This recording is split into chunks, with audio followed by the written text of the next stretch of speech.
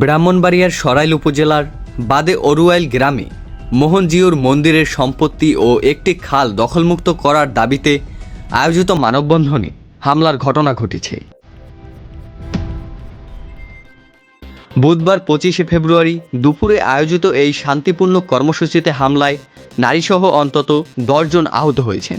আহতদের উদ্ধার করে সরাইল উপজেলা স্বাস্থ্য কমপ্লেক্সে ভর্তি করা হয়েছে। স্থানীয়দের অভিযোগ, বিষয়টি আদালতে বিচারাধীন থাকা সত্ত্বেও প্রতিবেশী শহীদ মিয়া রাতের আধারে বালু দিয়ে খাল ভরাট করে দিয়েছেন। ফলে কৃষকদের সেচ সংকট ও জলাবদ্ধতার শঙ্কা তৈরি হয়েছে। এর প্রতিবাদে বুধবার শত শত নারী পুরুষ বিক্ষোভ ও মানববন্ধন শুরু করলে অভিযুক্ত পক্ষের লোকজন লাঠিসোঁটা ও ইটপাটকেল নিয়ে তাদের উপর হামলা চালায়। তবে অভিযুক্ত শহীদ মিয়া হামলার বিষয়টি অস্বীকার করে দাবি করেছেন জায়গাটি কোনো খাল নয়, সেটি তার নিজস্ব সম্পত্তি।